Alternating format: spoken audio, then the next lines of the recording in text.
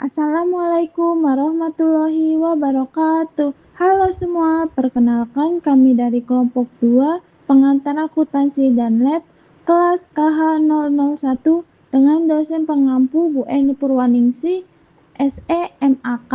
Kami akan membahas materi aset tetap. Sebelum masuk pembahasan, perkenalkan masing-masing anggota kami. Eni Nuraini, Aulia Syifa Mutiarani, Dwi Sari, Rohandi Grace Tamba, dan yang terakhir Claudia Bilkis Azahra. Pengertian aset tetap. Aset tetap adalah aset berwujud yang dimiliki oleh perusahaan untuk menunjang aktivitas operasional, seperti kegiatan produksi, penyediaan jasa, disewakan pada pihak lain, atau digunakan untuk kebutuhan administrasi perusahaan. Aset ini dipakai dalam jangka waktu yang lama, biasanya lebih dari satu periode akuntansi, serta tidak dimasukkan untuk dijual kembali. Aset tetap dimasukkan ke dalam kelompok aset non-lancar karena memiliki masa manfaat lebih dari 1 tahun. Beberapa contoh aset tetap yaitu tanah, gedung, mesin, kendaraan, peralatan produksi, furnitur, komputer, dan perlengkapan kantor lainnya.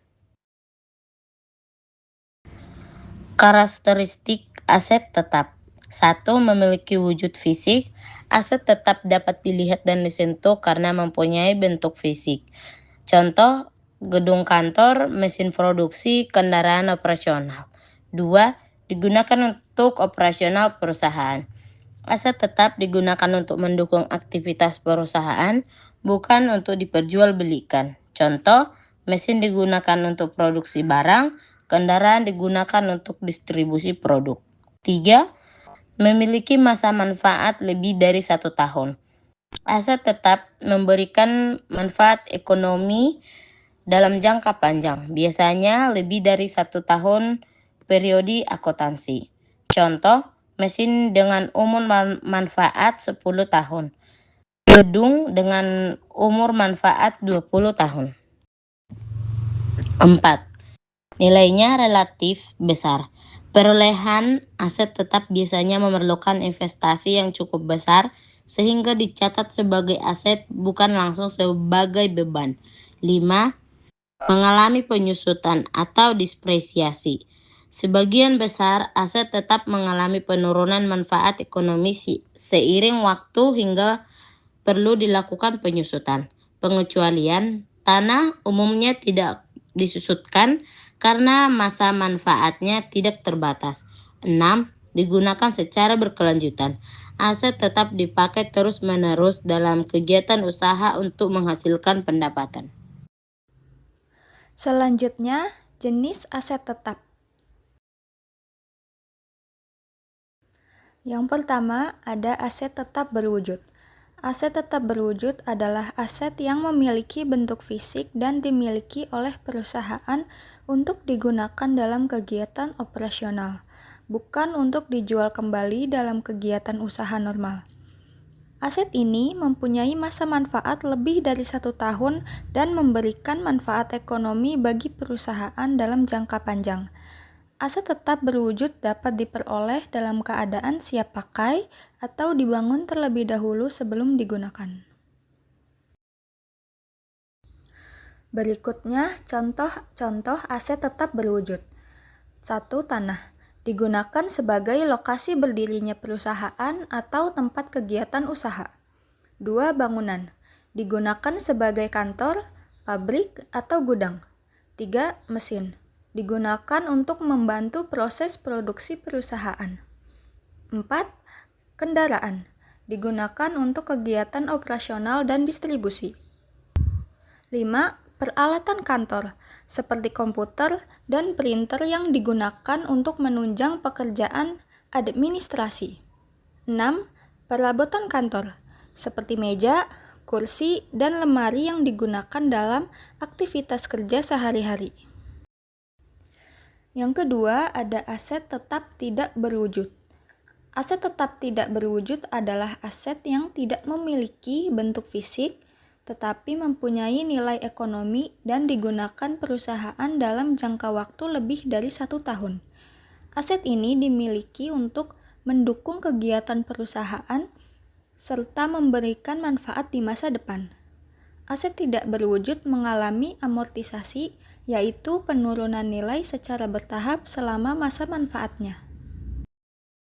Selanjutnya, saya akan menjelaskan beberapa contoh aset tetap tidak berwujud. Berbeda dengan aset tetap berwujud, aset ini tidak memiliki bentuk fisik, tetapi tetap memiliki nilai ekonomi dan memberikan manfaat bagi perusahaan. Contoh yang pertama adalah hak paten, yaitu hak yang diberikan kepada seseorang atau perusahaan untuk menggunakan atau memanfaatkan suatu penemuan dalam jangka waktu tertentu. Kedua, hak cipta atau copyright, yaitu hak yang melindungi hasil karya seperti buku, lagu, film, maupun karya seni lainnya agar tidak digunakan tanpa izin. Ketiga, merek dagang atau trademark, yaitu hak atas nama, logo, atau tanda yang menjadi identitas suatu produk atau jasa. Keempat, ada franchise atau waralaba, yaitu hak untuk menjalankan usaha dengan menggunakan merek dan sesuai bisnis milik pihak lain sesuai dengan perjanjian. Yang kelima, leasehold, yaitu hak untuk menggunakan suatu aset berdasarkan perjanjian sewa dalam jangka waktu tertentu. Dan yang terakhir ada goodwill, yaitu nilai lebih yang dimiliki perusahaan karena reputasi yang baik, nama perusahaan, lokasi usaha yang strategis, serta hubungan baik dengan pelanggan. Goodwill biasanya muncul ketika suatu perusahaan mengakuisisi perusahaan lain. Selanjutnya ada harga perolehan aset tetap. Pengertian harga perolehan. Harga perolehan merupakan seluruh biaya yang dikeluarkan untuk memperoleh suatu aset hingga aset tersebut siap digunakan dalam kegiatan operasional perusahaan. Dalam akuntansi, harga perolehan tidak hanya mencakup harga beli aset, tetapi juga biaya-biaya lain yang berhubungan langsung seperti biaya pengangkutan, pemasangan, dan pengujian aset sebelum digunakan. Penentuan harga perolehan aset tetap. Cara menentukan harga perolehan aset tetap yaitu harga perolehan ditentukan dari seluruh pengorbanan ekonomi yang dapat dikeluarkan perusahaan hingga aset siap digunakan. Rumus umumnya adalah harga beli ditambah biaya-biaya yang dapat diatribusikan secara langsung. Contoh, PT ABC membeli mesin dengan harga sebesar 100 juta rupiah. Kemudian ada biaya angkut sebesar 5 juta rupiah, biaya pemasangan sebesar 3 juta rupiah, dan biaya uji coba sebesar 2 juta rupiah. Jadi harga perolehan mesin adalah sebesar 100 juta rupiah ditambah sebesar 5 juta rupiah, ditambah sebesar 3 juta rupiah, dan ditambah sebesar 2 juta rupiah. Sehingga total menjadi 110 juta. Nilai sebesar 110 juta inilah yang akan dicatat sebagai nilai mesin dalam laporan keuangan. Penyusutan aset tetap. Penyusutan aset tetap. Pengertian penyusutan aset tetap. Penyusutan depreciation adalah proses pengalokasian biaya perolehan aset tetap berwujud menjadi beban selama masa manfaat aset tersebut. Penyusutan dilakukan untuk menunjukkan perkurangan nilai aset akibat penggunaan, usia, atau faktor lainnya dari awal waktu ke waktu. Faktor-faktor yang mempengaruhi penyusutan. 1. Harga perolehan, cost. Seluruh biaya yang dikeluarkan untuk memperoleh aset hingga siap digunakan. 2. Masa manfaat, useful life.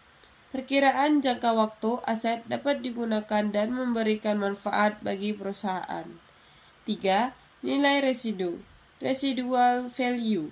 Perkiraan nilai aset pada akhir masa manfaatnya atau saat aset tidak lagi digunakan. Metode penyusutan aset tetap. Metode penyusutan aset tetap. 1. Metode garis lurus, straight line method. Metode garis lurus adalah metode penyusutan aset tetap yang mengalokasikan biaya perolehan aset secara merata setiap periode selama umur manfaatnya. Metode ini merupakan metode penyusutan yang paling sederhana dan paling sering digunakan dalam akuntansi. Rumus metode garis lurus, beban penyusutan tahunan sama dengan umur manfaat dibagi harga perolehan dikurang nilai residu. 2. Metode unit aktivitas atau unit of activity method. Metode unit aktivitas adalah metode penyusutan aset tetap yang menghitung beban penyusutan berdasarkan tingkat penggunaan atau aktivitas aset, bukan berdasarkan waktu pemakaian. Metode ini cocok digunakan untuk aset yang manfaatnya lebih dipengaruhi oleh jumlah produksi, jam kerja, atau jarak tempuh. Rumus penyusutan per unit sama dengan total taksiran unit aktivitas harga perolehan dikurang nilai residu. Rumus beban penyusutan sama dengan penyusutan per unit dikali unit aktivitas tahun berjalan. 3. Metode pembebanan menurun. Metode pembebanan menurun menghasilkan beban penyusutan yang lebih besar pada awal masa penggunaan aset dan semakin kecil pada periode berikutnya. Metode ini sering digunakan untuk aset yang manfaat ekonominya lebih besar pada tahun-tahun awal. A. Metode jumlah angka tahun. Metode ini menghitung penyusutan dengan menggunakan jumlah angka tahun umur manfaat aset. Beban penyusutan pada awal periode lebih besar dan akan menurun secara bertahap hingga akhir masa manfaat aset. B. Metode saldo menurun ganda. Metode ini menghitung penyusutan berdasarkan nilai buku aset yang tersisa karena nilai buku semakin berkurang setiap tahun. Beban penyusutan yang dihasilkan juga akan terus menurun selama masa manfaat aset. Kesimpulan, aset tetap merupakan aset yang dimiliki perusahaan untuk digunakan dalam kegiatan operasional, memiliki masa manfaat lebih dari 1 tahun, dan tidak dimaksudkan untuk dijual kembali. Aset tetap dapat berupa aset berwujud seperti tanah, bangunan, mesin, kendaraan, dan peralatan kantor, maupun aset tidak berwujud seperti hak paten, hak cipta, merek dagang, franchise, leasehold, dan goodwill. Dalam akuntansi, aset tetap dicatat berdasarkan harga perolehan, yaitu seluruh biaya yang dikeluarkan hingga aset siap digunakan. Seiring berjalannya waktu, sebagian besar aset tetap mengalami penurunan masa manfaat ekonomi sehingga perlu dilakukan penyusutan yang besarnya dipengaruhi oleh harga perolehan, masa manfaat, dan nilai residu. Untuk menghitung penyusutan, perusahaan dapat menggunakan beberapa metode, yaitu metode garis lurus, metode unit aktivitas, dan metode pembebanan menurun. Dengan pencatatan harga, perolehan, dan penyusutan yang tepat, perusahaan dapat menyajikan nilai aset serta beban secara wajar dalam laporan keuangan.